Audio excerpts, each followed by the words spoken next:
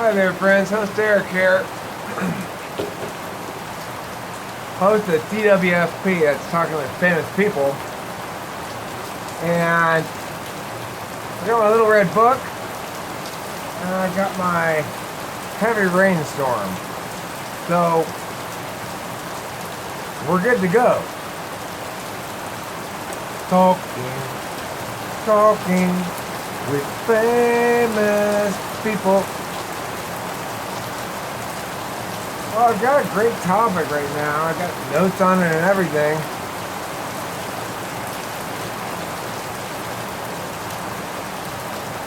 That's a little distracting. It's great. It makes me really, really happy. Oh, we need this so badly. That's what I'm talking about, a downpour. Well, I'm going to get into the topic now.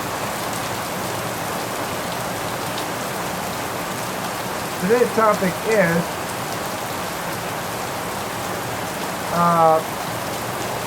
the fractal conditionality web universe and the application of the fractal multiverse notion to universes of time objects and the structural patterns and habits of universes of time objects, multiverses of time objects. So,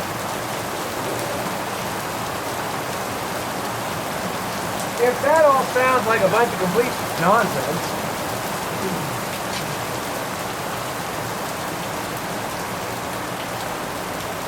I certainly don't blame you for thinking that because, you know, when people try to string together a bunch of fancy words, it's usually bullshit. So, the idea of this fractal multiverse is, well, foremost it says, it has sort of a metaphysical law, which is, as it is at the quantum level, so it is at the stellar level, so it is at the universal galactic level. Such that those structures repeat themselves on different scales. The structures of reality are comprised not of one big web, but a repeating infinite series of fractal webs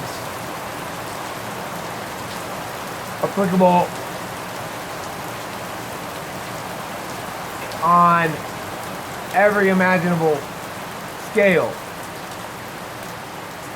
It's a kind of a tricky concept to get, but I'm confident that my viewership can understand what I'm talking about. So let's look at this fractal conditionality or fractal multiverse applied to normative thought, epistemology, and ontology. So when we look at these things, we're talking about different kinds of physics. Physi?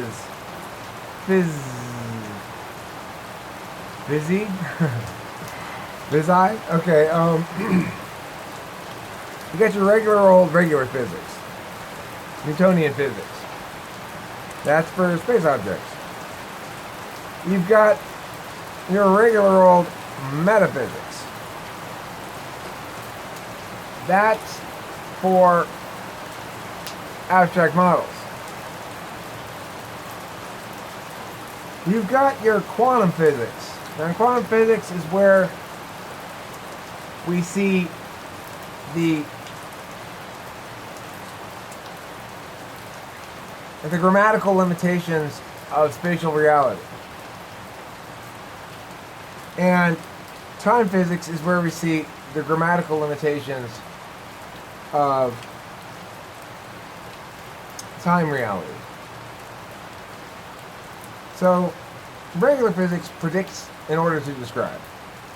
We use prediction as a testing thing. And it is fundamentally aligned with causality. It explains in terms of symmetry and in terms of symmetries.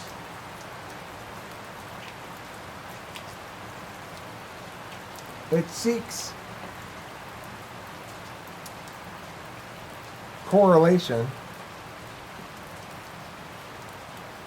of space and symmetry / uniformity. So in other words, it wants to find standardization. On the other hand, metaphysics describes to predict, which is to say, it attempts to describe the nature of the moral universe, or aesthetic universe, or universe of identity, or whatever sub-philosophy stuff it chooses to go with. It attempts to describe that in order to predict outcomes, predict moral outcomes, predict normative outcomes, so that, or even prescriptive, possibly, but that's usually not where you're going to get. So we know this because philosophy seeks rules for that which would otherwise be entirely arbitrary, and that's metaphysics. Now, quantum physics, it describes the concept pack, and it's our physics of irreducibility, our physics of emergence. The concept pack, I mean, the goal of quantum physics is to parse out the unknowable enigma of emergence into slightly less unknowable chunks. Now let's get on to time physics. Time physics is different from the other ones. It predicts, it seeks resonance, and it predicts agent behavior. It doesn't describe except relationally, and when understood properly, it's unfalsifiable, but it is nevertheless adjudicatable according to a sound criterion.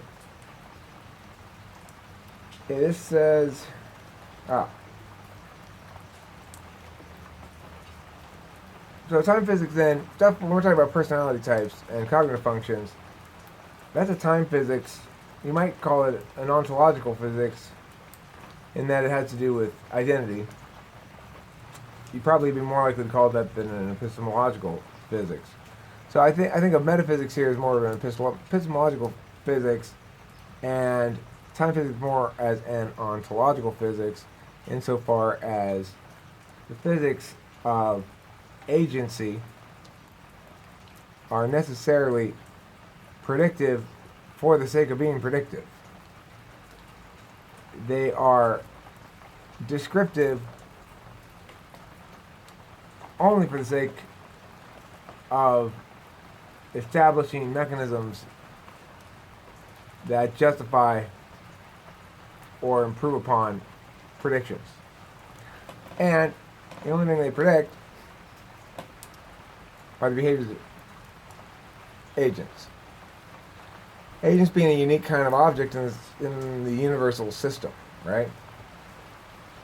It being the only kind of object that has will, that takes action, that generates time objects, that is a time object, that runs on the magic fuel of quantum uncertainty, and that is compelled as its fundamental duty to come to terms with a moral universe demanding resolution of its core disputes, apparently define said resolution, but ultimately, in my belief system, obliterating any and all such resistance and interference by some agents among others, I see a future in which agency itself is understood as a commodity, a resource of nearly infinite value, in which an individual's potentialities are noted in a bank ledger and valued far more than the number of dollars in the other account. The end for now.